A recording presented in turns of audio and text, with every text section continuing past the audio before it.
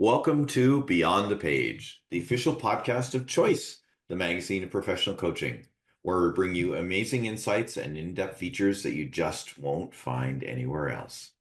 I'm your host, Gary Schleifer, and I'm excited to expand your learning as we dive into the latest articles, have a chat with this brilliant author of ours, and uncover the learnings that are transforming the coaching world. When you get a chance, join our vibrant community of coaching professionals as we explore groundbreaking ideas, share expert tips and techniques, and make a real difference in our clients' lives because that's what most of us want to do, if not all. Remember, too, this is your go-to resource for all things coaching. So let's dive in. In today's episode, I'm speaking with transformational life and leadership coach Susana Rinderle, who is the author of an article in our latest issue, What's Hot and What's Not? What is Influencing Coaching? Her article is entitled Towards Freedom and Healing: 6 Ways to Coaching Across Color Lines. A bit about Susana. She has an MA, she's a PCC, a writer, a poet, and as I mentioned, a transformational life and leadership coach. She's an ICF mentor coach and a trauma-informed somatic practitioner. Her first career was in diversity, equity, inclusion, for those of us who know, DEI, and leadership development. She spent 30 years garnering results for employees and clients across the US and abroad in multiple sectors and industries as an internal subject matter expert, organizational leader, and external consultant. She's a former principal consultant for Korn Ferry and a TEDx speaker. Her articles have appeared in commercial publications, academic journals, and Choice, the magazine of professional coaching. And thanks for joining me again and for writing again. You mentioned your previous article about trauma-informed coaching and coaches. And I want to thank you very much for writing for us again, Susanna, and being here on our podcast. Oh, it's my pleasure, Gary. I appreciate what Choice brings to the coaching world, and it's always good to talk to you. Yay. Yay. Well, here we are, and you've written another article. And for those that have read the article, it's pretty obvious why this author wrote this article. But what charged you to jump in and do it at this time? Oh my, what a great question. I don't know that there was any sort of galvanizing moment or big catalyst, just that, right now we're at the end of 2024. Um, this is, coaching across color lines is a big part of my practice. And perhaps, what kind of bubbled it back up to the top was the conversation I had with my friend slash colleague, Sasha, that I mentioned in the article, where she consulted with me for coaching supervision about how to coach this one Black female leader who was being promoted into a senior position. So I think in talking to her, as you mentioned in that very kind bio, this is something that has been my lived experience for half a century, but it's also been my professional and academic focus for my entire adulthood. So I think the conversation with Sasha sort of crystallized in a concrete way what some of the things that for me are just part of my daily practice are maybe new and also useful for folks that don't bring that, set of experiences to their coaching.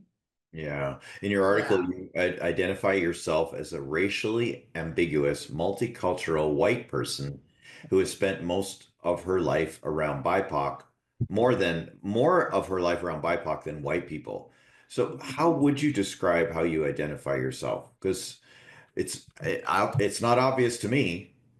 Yeah, I love that. Thank you for that question, Gary. And I think that's a really important question when it comes to this topic because knowing someone's identity and their positionality when it comes to talking about race, racism, coaching across color lines, and not being squeamish about asking the question are two pieces of competence that are related to what I share in the piece. And I laugh because the way I've answered that question has evolved over time And I have sort of the professional answer and the cheeky answer, depending on how people Oh, ask that question. you're such a tease. Because again, people, yeah, well, because people will also ask the question in a very indirect way. They won't really ask, how do you identify racially? They'll say things like, where are you from? And I'll Hmm. say Los Angeles. And then sometimes they'll make conclusions from that. Or if we're in Los Angeles, they'll say, where are you from? I'll say, I was born and raised in Pasadena before it became really fancy and bougie.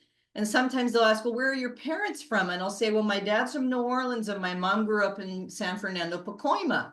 And that's where they'll stop because then they'll conclude, okay, she's got a white dad and a Mexican mom because of the neighborhoods. So Right. I don't give people too much, I don't give people too much too soon to narrow their thinking. So there's been cheeky ways I've answered, but then professional ways I'll answer. I have identified as multiracial in the past because there have been a lot of things in my family's appearance as well as the family stories that led us to believe that, we have Native American and or recent Latino heritage. The DNA tests have said that's actually not correct. We're 100% European. Wow. Um, but part of my lived experience, as I say in the piece, and as you just kind of alluded to or named, is that because I have dark hair, dark eyes, three of my family members were dark skinned, grew up mostly around BIPOC. That's who I went to school with, who my friends were, who my boyfriends were. I've been a fluent Spanish speaker since I was an adolescent, and I spent key developmental, professional, and educational years in Mexico. So that's a lot of my background. I was mentored by a lot of very strong Black women. My principals at my schools, my vice principals, my coaches, my teachers, a lot of them are Black women. So I've Mm. grown up with around a lot of African Americans, a lot of Latinos, and then also as an Angelino growing up in the 70s, a lot of refugees from Southeast Asia. So a lot of Cambodians, Vietnamese, and also Filipinos. So, and I went to school in Mexico. I did my master's thesis research in Mexico. I did my Wow. master's in New Mexico. So this has been part of my lived academic and professional experience. And I have passed for Latina many times in my life. So that's a long answer. Another kind of answer that I sometimes give and actually wrote a paper on in grad school was as a transcultural. A transcultural. Okay. Transculturals or someone whose lived experience and appearance might not match, similar to transgender people, Right. their DNA or their birth. So there's a lot of answers to it, but another cheeky answer I'll give is it's complicated. Check my Facebook page. It's complicated. Yeah. Yeah, exactly. Wow. Racial status, complicated. Yeah. So, and you refer to a lot of tips and things like this, but what's coming up for me right now is so when when's the right time to ask that sort of question? Like when is it right? When is it necessary? When is it helpful for a coach to ask? Like if I were having a conversation with you, I don't know that I would have a conversation with you like we're having now. If I had a conversation with a woman that was obviously black, I might endeavor into that conversation about, I identify as a cisgender white male, a privilege. How would you identify and how can we coach together that supports you, right? Like, is that Uh-huh. I a compound? I've stacked too many questions in there. So first of all, Yeah. when's it right? When's it necessary? You're talking about in the coach-client relationship, it Coach-client sounds relationship. like. Yeah. Yeah, also a great question, Gary, because a lot of, again, when we talk about coaching across color lines, what we are really talking about here is white people coaching BIPOC. Okay. So this is a very important because that's the majority of what there's Right. so Yeah. few BIPOC coaches, unfortunately, and of course they coach both people of color as well as white folks. But most of what the piece is for and what we're talking about is white coaches coaching BIPOC. So I love your question because you're asking about right and necessary, and I don't know that there is one answer to questions of rightness and necessary. What I think are can be useful are a couple things. One is when I am about to work with a new client, as I think most coaches, there's some form of chemistry call or get to know you. If the coach, if the client surfaces those issues, I may dive into that right then and there. If the coach, if the client, and this actually happened to me with one of the clients that I name in the piece, or with the student, I don't name Yeah. them, but that I talk about in the piece, Yeah. that in the chemistry call, the client asked point blank what my experience and comfort level is in coaching Black people, because that person is a Black male. And the funny thing, Gary, is that my answer to that question actually encouraged him to hire me over all of the other BIPOC coaches that he had interviewed. Um, because one of the things I said in answering that question is, and he asked me some other follow-up questions, it wasn't just that, but apparently he told, because I asked, and he told me that the feedback he was getting from, and this is he was a C-suite level leader, that the coaches he was interviewing were kind of saying, well, you just kind of got to do what you got to do to get along, and you got to assimilate. And I was like, I'm here to help you be the best version of you possible, and I'm not going to shy away from questions like, is there racism or discrimination happening here? Um, I don't think I'm doing the conversation justice, but Yeah.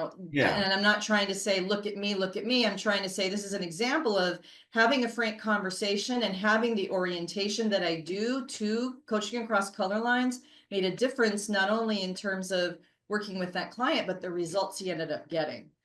Another thing that I do that can be very helpful for other coaches is that when I'm working with my own clients as opposed to through a third party, I have a very, even after the chemistry call, I have a very detailed discovery form, which is online.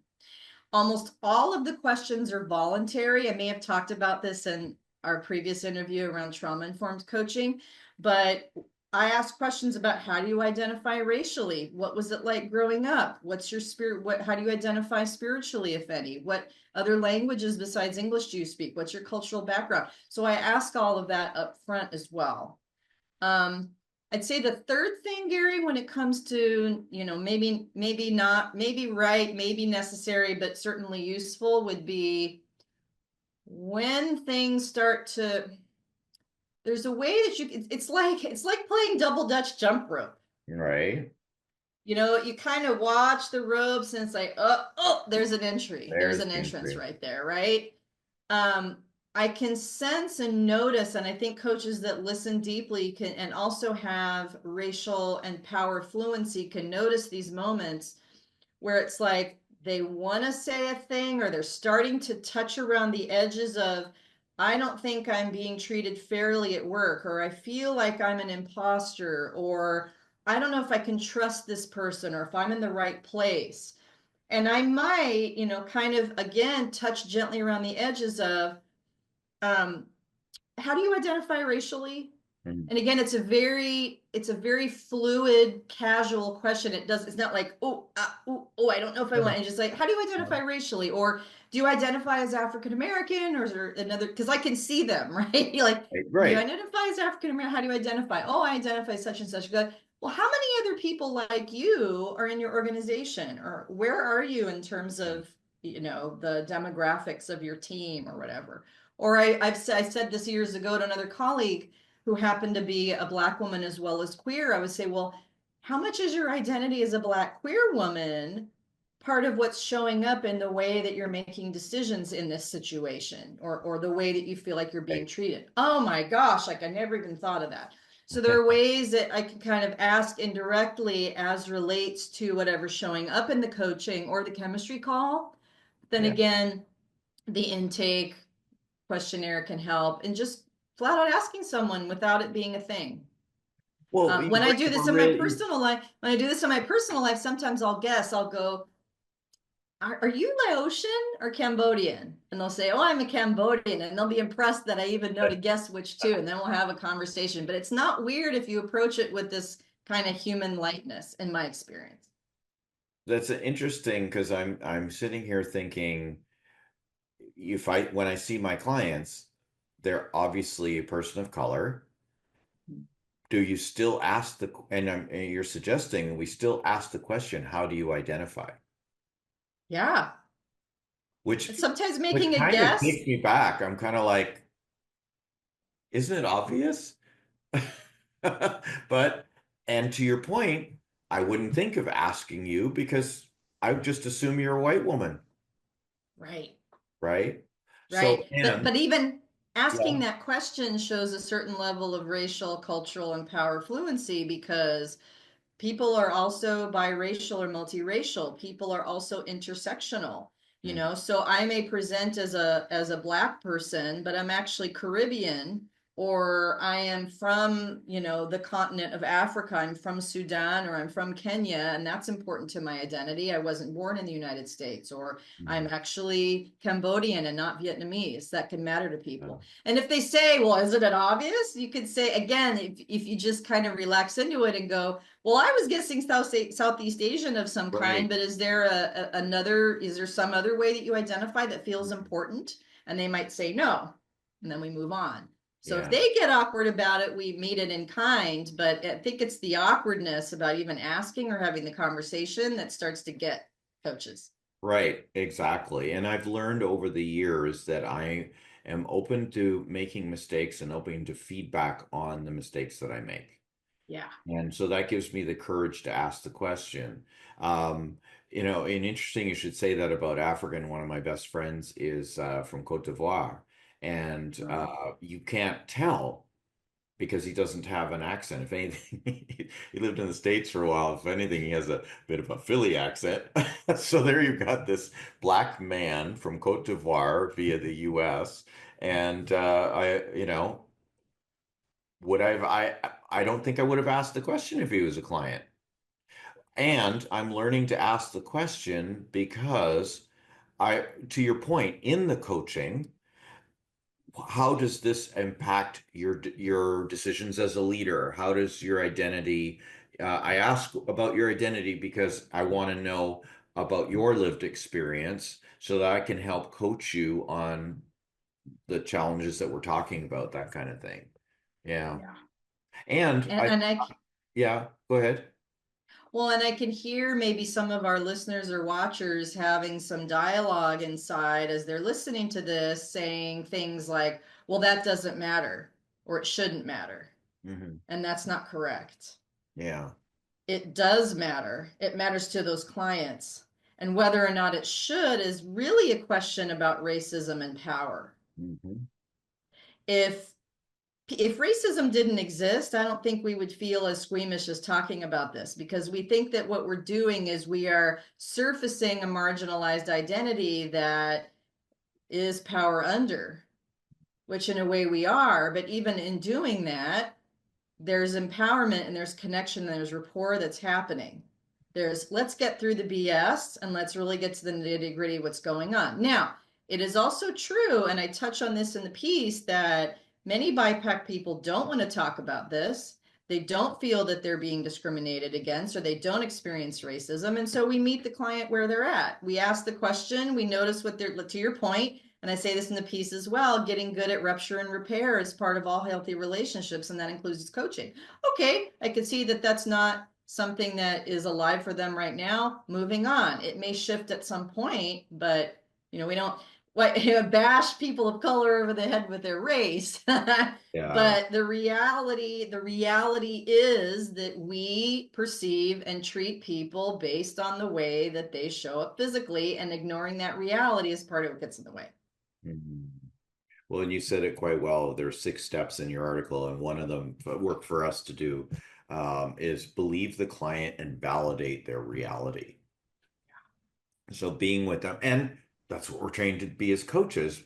But like you suggested, white coaches like myself get a little like, how do you start? What do you say? What's necessary? What's needed? What's right? And it's not always right. One of the incidences that I have, you're fortunate you have an intake form where you clearly ask, right? How do you identify racially? And I'm sure a few other questions. How will that inform our coaching? How would you like me to work with you with that? Maybe I am on a platform. I'll show up and there'll be a person and they're ready to go because they've selected me. So I ask them, why did you select me? And then I'll state the obvious. I'm like, well, I'm a white man of privilege and you're a black woman. I don't ever want you to feel like you can't talk about what the white guys do because I know what that like and what they do. So I don't want that ever to be in the way. So just kind of like throw that out there as a piece for them. What do you think of that? I think that's great. Well, then my question back to you is how does that land on your clients when you do that? She was blown away. She said, "Now I know why I picked you." Yes. Right? So it shows trust, it shows self-knowledge, it shows fluency because to what you were saying just a moment ago, Gary, it's like anything else that we are not familiar with and that we're learning. Like learning a language. My third language is French, and I'm right now working really hard at getting better at it. And it's humbling as an adult and as a professional to be learning something and doing something we don't feel completely competent and intelligent in. And this is the same. If you haven't had the experience as a white coach of asking people, whether in your personal life, I've been doing this since I was a child, right? So I have a lot more years of Yeah. practice and of thinking about it and sitting with it. Of course, you're going to feel awkward, but the awkwardness is not going to go away if you don't practice it, right? So I love that you did that. And what I also find very useful, and maybe in the same conversation, maybe in other conversations, it can also be useful for white coaches to surface their non-dominant or marginalized identities as well. Mm. Oh So yeah, for I example, pipe up with, and I'm gay. So so that yes, like let I'm not looking for it to lessen who I am or right. other than to perhaps show to your point about that I'm not how I may look, although some people will argue I look gay, but whatever. Um, those are just my so-called friends, Right. right? But no, I mean, I do mention it. And you know what? I'm reflecting back on what you said today. There's a time and a place where it's right. And Yeah. so there'll be time. So sometimes I never say it. I'm not, I'm a man who happens to be gay. I'm not a gay man. So it's not Mhm. important. But I'm also, 6'2". I'm also Mhm. German background. I've also, got this. Well, I don't bring all my cards to the table. I'll bring them as and when they're needed. And Mhm. and to your point, to create trust, confidence in the conversation that we're building with our clients. Yes, and I would say that in doing that, Gary, there's a bit there of key number one that I mentioned, which is doing our personal work.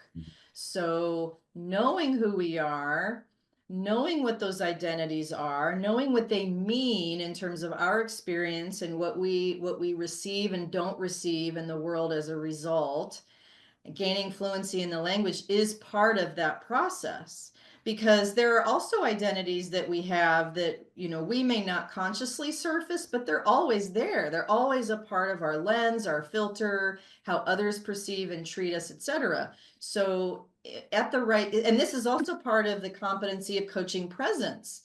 We're fully aware and we're constantly in our own self inquiry about who we are, how we're showing up, what parts of ourselves are surfacing at different points, and trusting our instincts. This is a part of that. Um, and so, when it feels appropriate, it still surprises me. It still feels risky, and it still surprises me when I reveal to clients or disclose in my trauma informed coaching workshops that I'm a trauma survivor, I'm a class migrant, and I'm neurodivergent. Those are some of my non-dominant or marginalized identities. And so what I think that does for BIPOC clients, when I identify those marginalized identities, and also being a cishet female, And for you being LGBTQ, that also gives them an insight into, oh, okay, so this person also understands what it's like to be marginalized, or what it's like to be oppressed in different ways. And that may not even be a conscious thought, but it also shows the ways that humans are. Almost everyone's intersectional in the sense that we have both privileged and marginalized identities. So that creates, again, more depth of human relating, and I think more realness. Yeah, more realness, more authenticity, and it's interesting because when you said that, I'm like, and we're not trying to say that your lived experience is on the same level as mine, just that we share that everybody has differences. That everybody has differences, but that those differences are not treated the same. Right. Yeah. Yeah. Right? So being a BIPOC female, those are two non-dominant identities. Hmm. Being a BIPOC female who's a class migrant and also queer, that's four marginalized identities, as opposed to Yeah. someone who is a white cis het male who has an Ivy League degree and happens to be gay. That it's not the Yeah. same, That's what I right? mean. And that's not Mm-hmm. what we're saying here. We're saying Yeah. it's about comfort for both sides, like a little bit of ease, a little bit of joy. A friend of mine says Mm-hmm. grace and space. Yes. And I think to another point, and maybe not necessarily in this particular part of the conversation, but that we're listening. And you make a key point about that in your article is of listening and acknowledging people's lived experiences, right? And how important that is. I've learned more by the stories that I've heard Mm-hmm. about what has happened to people because I just don't know. I don't have that lived experience. I was talking earlier about my friend from Cote d'Ivoire, and I'm still not as aware as I think I could be when I'm walking with him around Toronto, which is extremely multicultural, but Yeah. there's still prejudices, black versus white, and we're friends, so we'll hold hands. And I'm it's interesting for him because for him he's aware. He's aware, he's had the lived Right. experiences of being a black person in what is or a predominantly white ruled world. And I have to remind myself not to be so oblivious as I tend to be, and to bring myself to understanding that this person here has a different, we're walking the same path, we're looking at the same things, but we're seeing them differently, we're feeling them differently. And I think that's one of the biggest things that I get out of my work, doing my personal work. Yes, and may I add something to that Jeez, I'm always. hearing here? Um, again, I think white people can kind of hear about difference, and it becomes a false equivalence in their mind. And I'm not saying you're doing this, I'm just thinking about what other people might be hearing here. You know, BIPOC people, women, queer people have to be aware. We have to be aware because our lives and our livelihoods are at stake if we don't pay attention to those things, because we have been for centuries and still are in danger, physical danger, financial danger, all the types of danger. So I also encourage white coaches to let go a little bit if there's any guilt or shame that they have around the not noticing, because that's what racism and white supremacy does. We don't have to notice because our lives and livelihoods are not at stake. Yeah. And yet, inviting ourselves back into the noticing can be a great place to connect with the client, right? Because it's different, it's not the same, and it's never going to be, but we don't have to beat up on ourselves about that. Yeah. There's no way, it's a nerve. Again, part of my lens here is nervous system and trauma. We can't, there's only so much that our systems can take at any one time. But yes, I mean, there's nothing like being close with a person of color and really paying attention to open up a whole new, lens into reality. Mhm. Um, and the power that goes along with that. It's not about hurt feelings, it's about lives and livelihoods being at stake. Yeah. Wow. Well said. Yeah. Wow. This is a lot. And I can't help but remember recently, like I came to the realize, okay, so here's the bit of the backstory. I came to the realization that I was a cis white man of privilege at the ACTO, the Association of Coach Training Organization Uh-huh. in Victoria in 2019 when Robin DiAngelo was on the stage speaking. Fast forward, I was traveling down to the conference and I was re-listening to the audio from her book, White Fragility. And I am still learning so much when I listen to that conversation. And it just is like, wow, wow. You learn and some stuff you forget, and so you need to relearn and be reminded. And like you said, not to be afraid. I always say I'm open to feedback. If I say something that is, inappropriate or a typical thing for a white guy to say, please let me know. I'm always on a path of learning, and I don't ever want to make anyone feel uncomfortable or unsafe. Yeah. That's beautiful, good intention. And also, when one has more ticks in the power identities box than one's client, it tends to be more useful and more safe for the client that we take on more of that burden. So expecting them to always educate or call us out is well intended and can be very useful. And I think taking on more of the responsibility ourselves to ask for feedback, like what worked well about today's session, what didn't work well, have anonymous ways for them to give feedback that also create more safety. It takes a lot of nervous system energy for a person of color or anyone with a marginalized identity to give someone with more dominant identities feedback. And that's a part of what we Oh have my to do gosh. every single Wow. day. Wow, I never So even thought of that.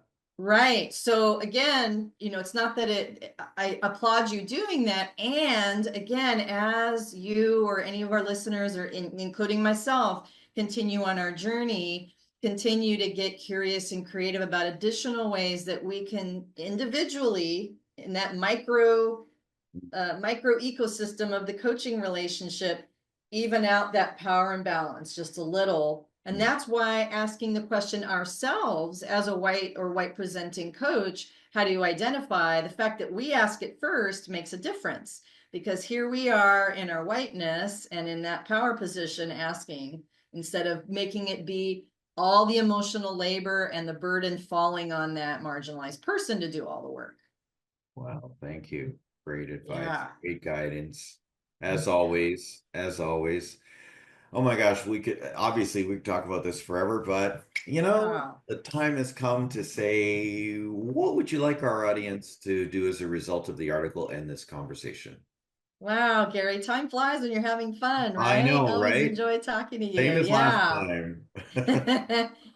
Yeah, well, actually, that was a great segue into something that I thought of. So I suppose I would invite listeners to consider, reading the article if they haven't, leaning into one of those keys. Taking on all six all at once might be too big of a feast to take on. Like, sit with one of the keys for a week or two, try it on for size. The definition of courage is not the absence of fear, but acting in spite of it. You're going to be afraid to try these things. Try them anyway. Start to build up that muscle.